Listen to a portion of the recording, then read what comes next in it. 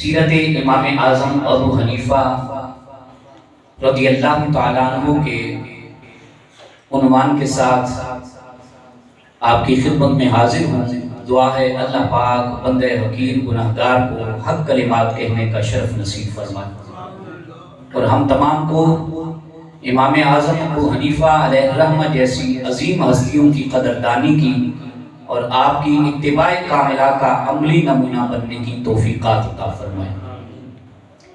امام اعظم ابو حنیفہ علیہ الرحمہ ایک تابعی شخص ہیں جنہوں نے اپنی زندگی میں صحابہ کرام رضوان اللہ علیہم اجمعین کی زیارت کا شرف حاصل کیا ہے۔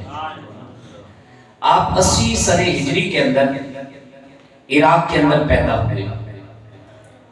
آپ نسلی اور نسبی اعتبار سے عجمی انسان ہیں، غیر عربی ہیں، لیکن اللہ پاک جل مجدہ نے آپ کو علم کے اعتبار سے، اخلاق کے اعتبار سے، فقیہ ہونے کے اعتبار سے اور صاحب بصیرت ہونے کے اعتبار سے بڑا بلند مرتبہ بخشا ہے۔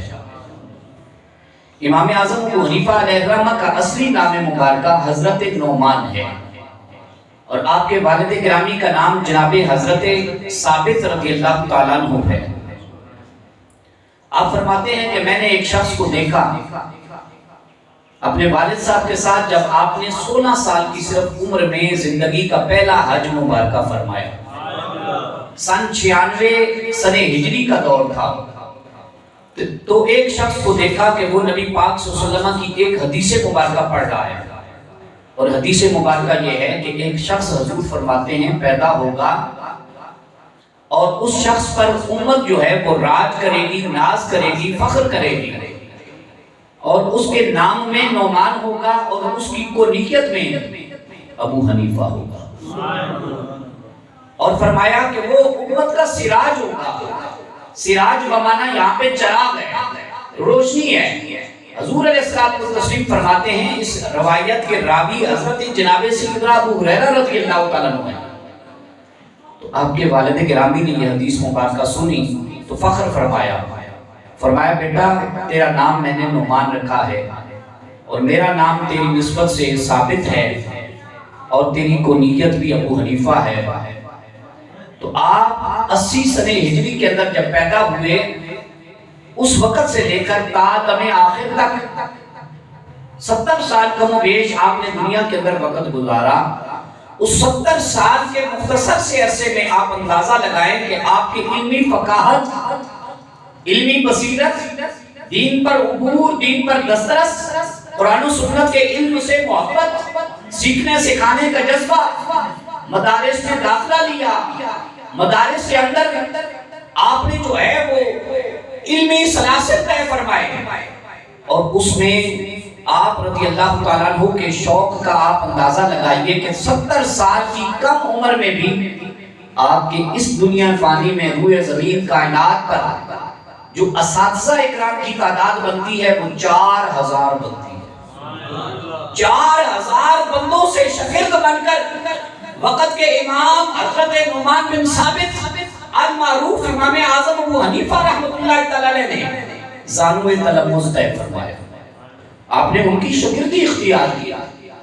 آج آپ دیکھیں نا کہ دنیا فانی کے اندر کسی کے 4 استاد ہوں تو وہ پھولے نہیں سماتا، بار بار ذکر کرتا ہے فلاں شیخ الحدیث بھی میرے استاد محترم ہیں، فلاں شیخ القرآن سے میں نے پڑھا ہوا ہے، فلاں جامعہ کے اندر میں علمی سلاسل اپنے علمی منازل طے کرتا رہا ہوں، فلاں سے حضرت سے میں نے یہ کتاب پڑھی ہے، فلاں سے میں نے یہ شرح حاصل کی ہے۔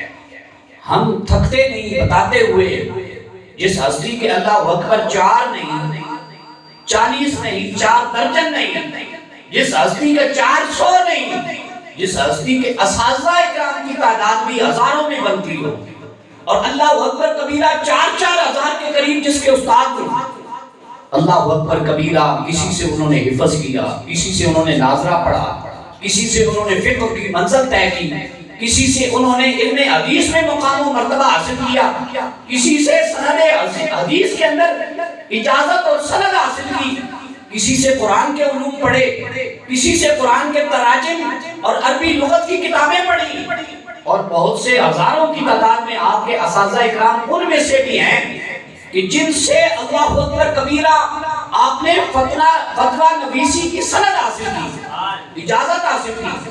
کتنے بڑے مفتی تھے، کتنے بڑے فقیر اعظم تھے۔ اللہ اکبر کبیرہ، یہ اس علم کی نورانیت کی، انوار و تجلیات کی برکتیں تھیں کہ لوگ صرف آپ کو امام صاحب نہیں تھے کہتے، لوگ آپ کو جب بھی یاد کرتے تھے وقت کا امام اعظم کہا کرتے تھے۔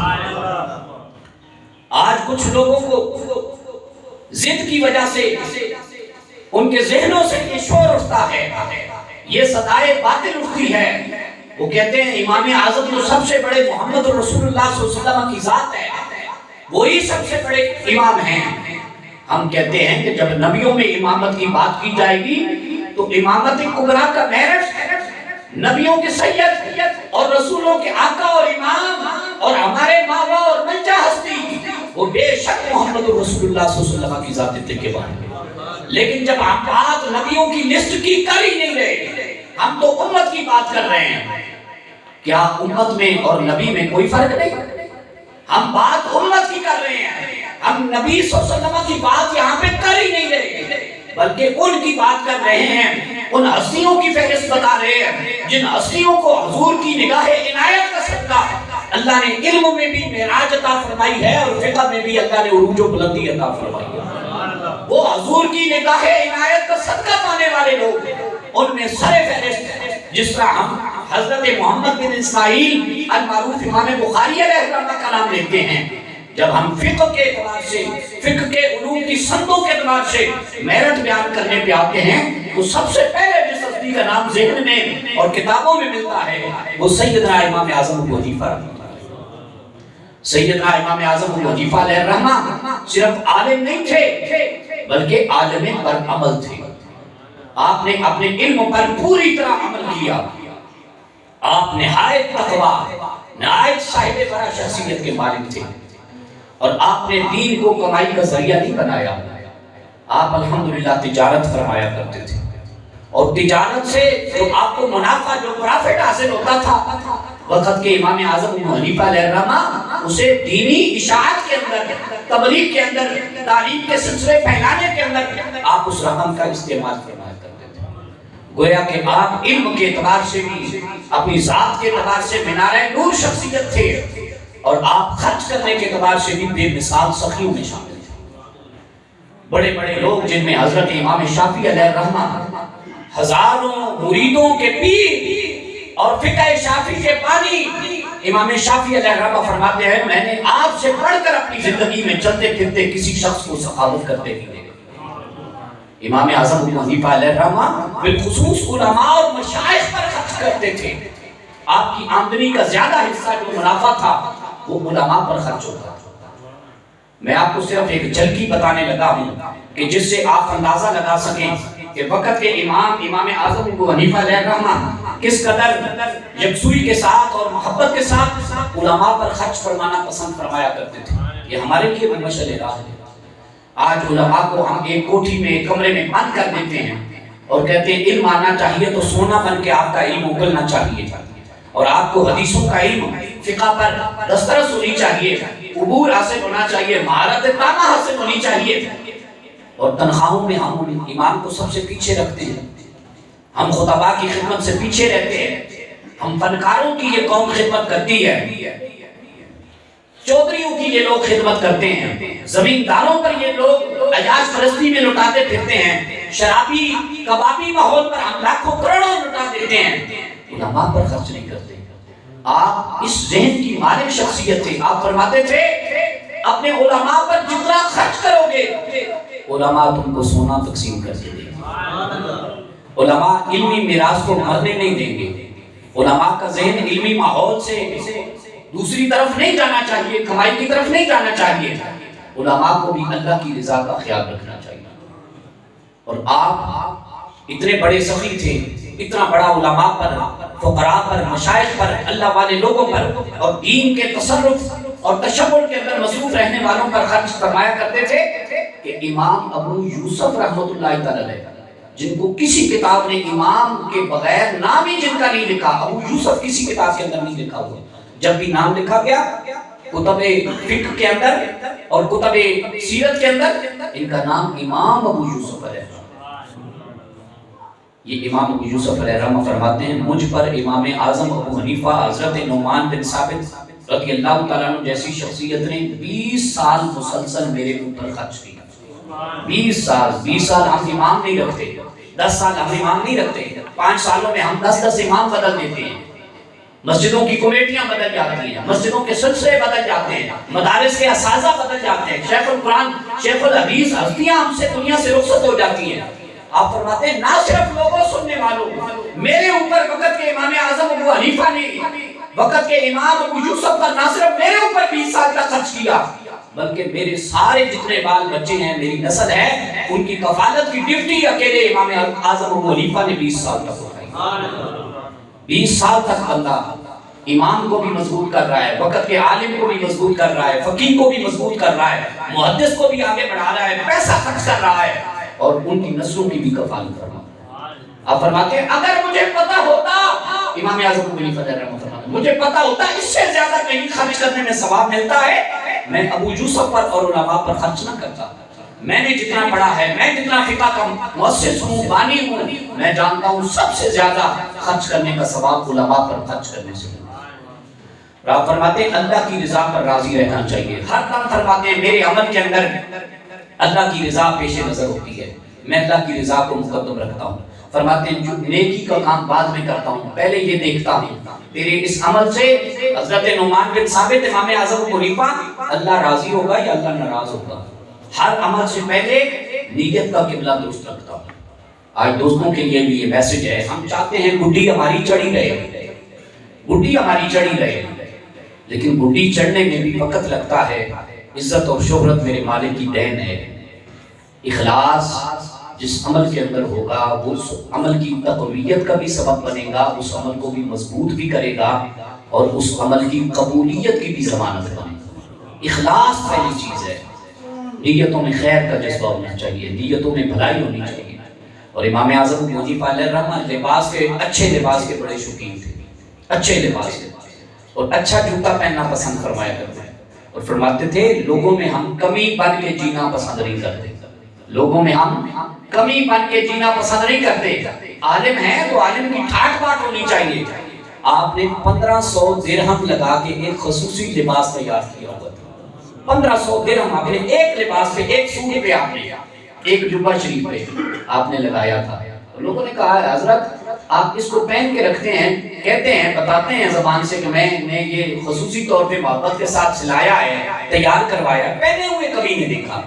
اللہ والوں کا دیکھو کہ زیب و زینت کس جگہ پہ ہوتا ہے، نیت کہاں پہ پہنچی ہوئی ہوتی ہے۔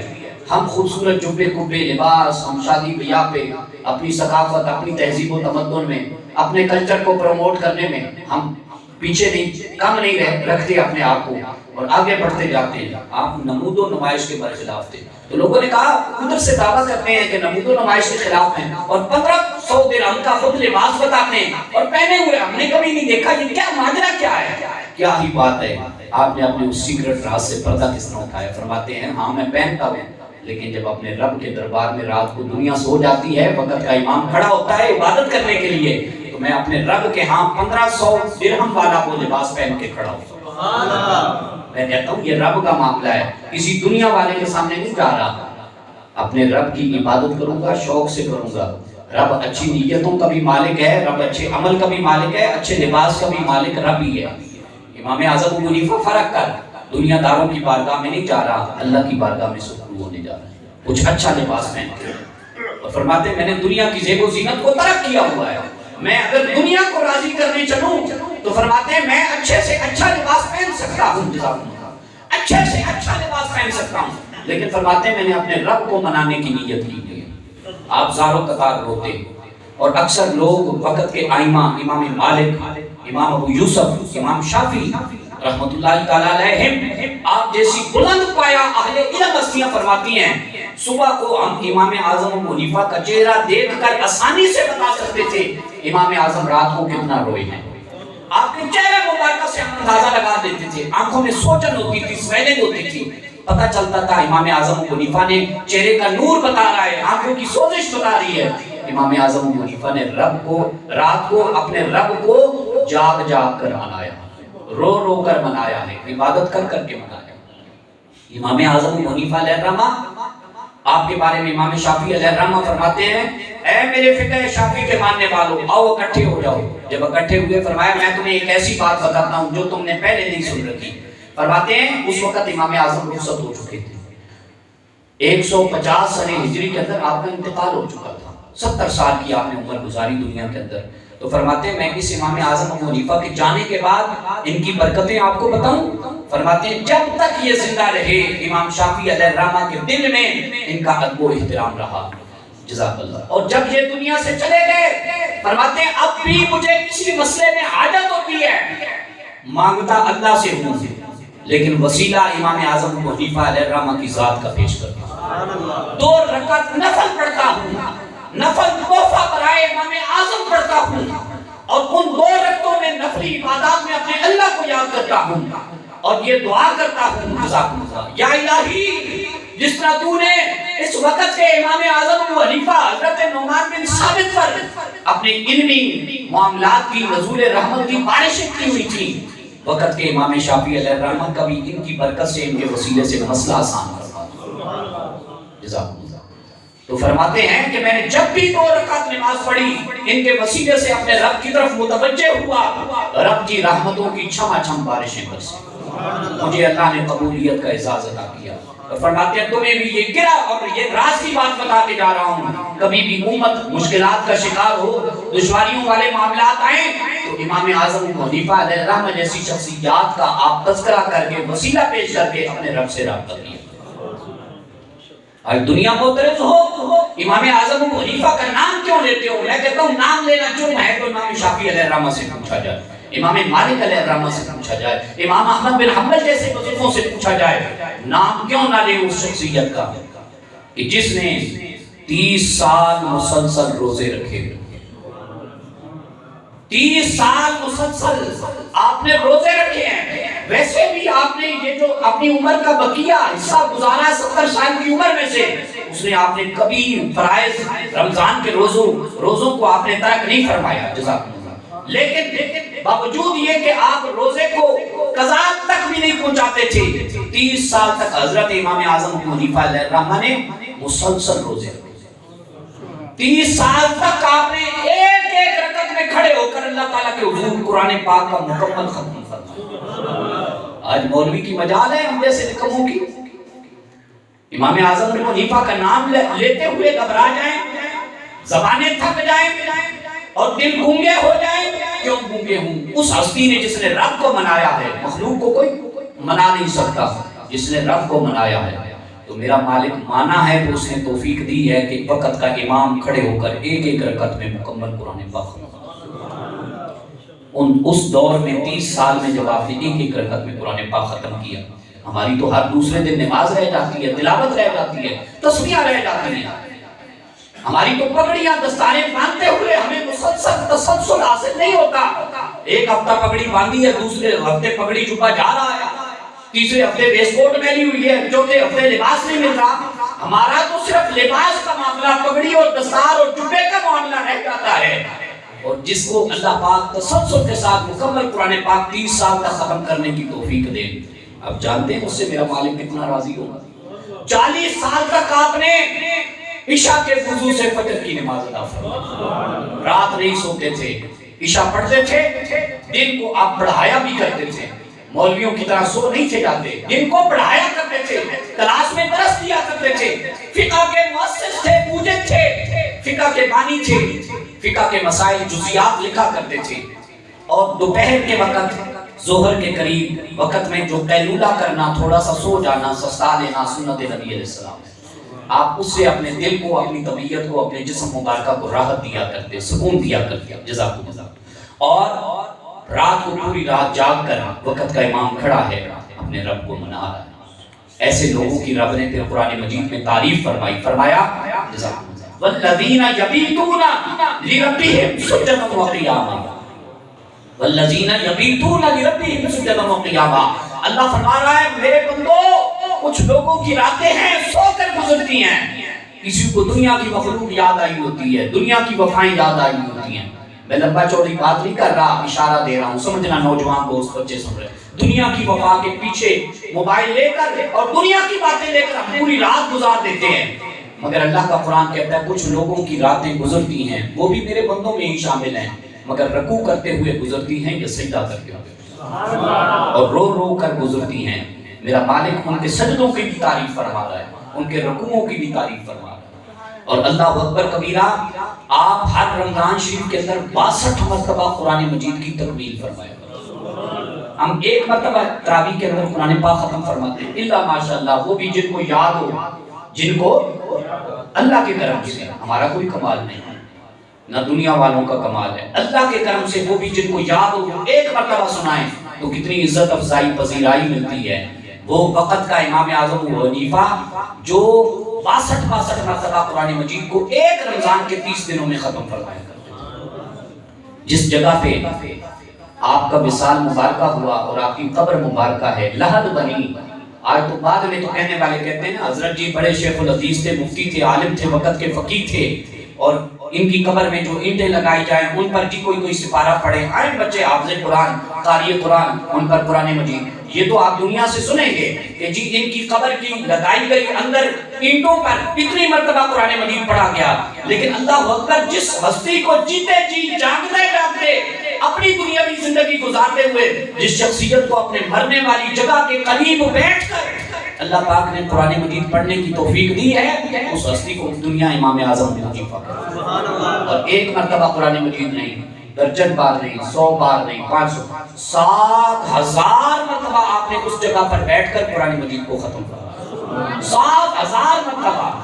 اللہ کو بھی آپ کی ادائیں کتنی پسند تھیں کہ امام اعظم ابو حنیفہ جہاں آپ کا مزار مبارک تربت پر نور بننی ہے، وہاں پہ میرے قرآن مجید کی آیات بینات کی تلاوت فرماتا ہے۔ 7000 مرتبہ رب نے قرآن مجید کی تلاوت کی توفیق بخشی ہے۔ یہ سب کچھ ھذا من فضل ربی، میرے مالک کی عنایات ہے، جو اللہ کے بندے ہوتے ہیں ان پر عنایات برستی رہتی ہے۔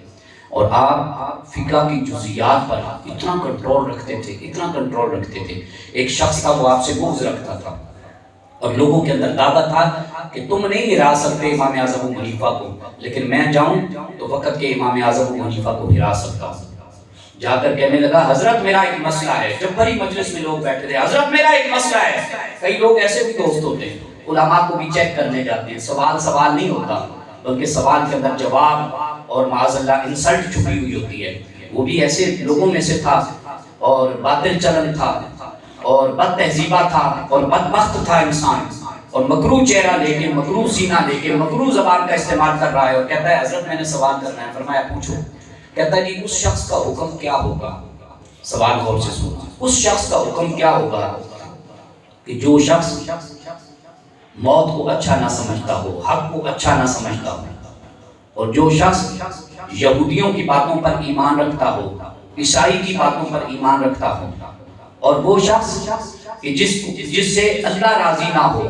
آپ نے فرمایا اس کی بھی وضاحت کر کیسے اللہ راضی نہ ہو۔ کہتا ہے وہ اللہ سے جنت نہ مانگتا ہو، جہنم سے پناہ مانگتا ہو اور جنت کا امیدوار نہ ہو، ایسا شخص جو حق کو حق نہ جانتا ہو، اور ایسا شخص جو اللہ تعالیٰ کے انتقام سے ڈرتا ہو لیکن جنت نہ مانگتا ہو، اور غیر لوگوں کی باتوں پر، عیسائی لوگوں کی باتوں پر، یہودی لوگوں کی باتوں پر ایمان رکھتا ہو، اور اس نے کبھی ایسی نماز نہ پڑھی ہو کہ جس کے اندر اس نے رکوع اور سجدہ نہ کیا ہو، یعنی رکوع اور سجدے کے بغیر والی نماز پڑھ جاتا ہے، بڑی تیزی کے ساتھ نماز پڑھ جاتا ہے، اس شخص کے بارے میں آپ کا کیا حکم ہے؟ اب سب لوگ، آپ نے فرمایا بھئی یہ میں مسئلہ شاگردوں کی طرف منتقل کرتا ہوں۔ کسی نے کہا جی بڑا ہی وہ ذلیل بندہ ہے، کسی نے کہا جی بڑا ہی احمق بندہ ہے کہ رکوع بھی نہیں کرتا، سجدہ بھی نہیں کرتا، اور حق کی بھی پرواہ نہیں کرتا، اور جنت کی بھی خواہش نہیں رکھتا، اور فرمایا کہ فتنے میں بھی مبتلا ہے اور موت کو بھی برحق نہیں جانتا، اور عیسائی اور یہودی لوگوں کی باتوں پر ایمان رکھتا ہے، یہ تو بڑا بدبخت شخص ہے۔ کسی نے کفر کا فتویٰ لگایا، کسی نے کہا جی مومن ہی نہیں ہے، کسی نے کہا جی گمراہ ہو گیا، کسی نے کہا باطل شخص ہے۔ تو کہنے لگا حضرت میرا سوال آپ اپنے شاگردوں کی طرف نہ موڑیں، میں نے آپ سے جواب پوچھا ہے، میں نے آپ سے جواب پوچھا ہے۔ فرمانے لگے میرا جواب یہ ہے کہ یہ جس شخص کی باتیں تم نے بیان کی ہیں وہ اللہ پاک کا نیک بندہ ہے اور ولی کامل ہے. نیک بندہ ہے اور بولے میں پھر مسئلہ سمجھاتا ہوں. نیک بندہ ہے اور ولی کامل ولی ہے. وہ کہنے لگا یہ آپ کے شاگرد کوئی گمراہ کہہ رہا ہے, کوئی باطل کہہ رہا ہے, کوئی کافر کہہ رہا ہے, کوئی بدبخت بے ادب کہہ رہا ہے, یہ کیسے ہو سکتا ہے؟ اب الجھاؤ کا شکار کرنے لگا. تو فرمایا جس کی نماز رکوع اور سجدے کے بغیر ہے اس سے مراد تمہاری نماز جنازہ ہے.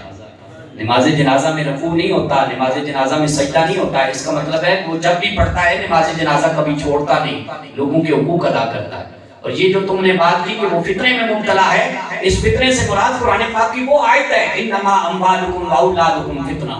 بولے نا سبحان اللہ. جاگ کے یاد ذرا سنیا کرو, جاگ کے شیرو, محبت والے شیرو, حضور عاشقو, حضور فدایان والو, جاگ کے سنیا کرو. بولو نا سبحان اللہ. قرآن پاک کی آیت نہیں سنائی, میں کوئی ایک آیت سنا رہے تو بولو سبحان اللہ کا بات, پھر بولو سبحان اللہ, پھر بولو سبحان اللہ. ساڈا حوصلہ بڑھتا ہے, اسی تانوں حق گلاں سنانے ہیں, قرآن مجید سنانے ہیں. آپ نے فرمایا اس سے مراد وہ فتنہ ہے جس میں رب کریم نے فرمایا انما اموالکم واولادکم فتنہ. کہنے لگا جی وہ عیسائیوں اور یہودیوں کی باتوں پر ایمان رکھتا ہے؟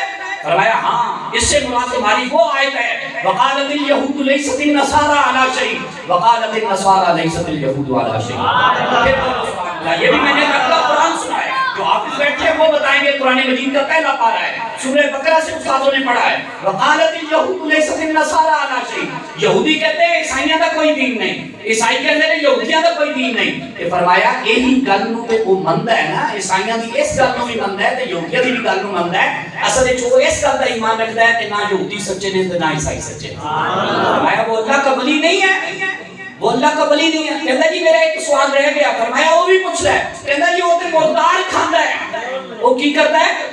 بولو بولو اونچی آواز آ جا. مردار کھاندا ہے, وہ کس طرح اللہ کا ولی؟ فرمایا تیری مردار کو مراد مچھلی ہے, مچھلی کھاندا ہے. مردار کو مراد کی ہے مچھلی ہے, وہ مچھلی کھاتا ہے. تو پگلے مچھلی کھانے والا اللہ کا ولی ہوگا, نیک ہوگا, مومن ہوگا, صالح ہوگا, پرہیزگار ہوگا. یہ مچھلی کھانا حرام ہے مجھے پتا, نماز جنازہ پڑھنا حرام ہے, اور یہودیوں اور عیسائیوں کا مذہب نہ ماننا یہ حرام ہے. اور فرمایا فتنہ یعنی اولاد کو فتنہ سمجھتا ہے, اللہ سے رابطہ رکھتا ہے. مال کو فتنہ آزمائش سمجھتا ہے, اللہ سے رابطہ رکھتا ہے. فرمایا یہ برحق بات ہے یا غلط بات ہے؟ اس لیے میں نے کہا اللہ نے مجھے وہ بصیرت دی ہے, وہ فقہ دی ہے, وہ علم دیا ہے, ہر کوئی عالم بھی اس تک نہیں پہنچ سکتا.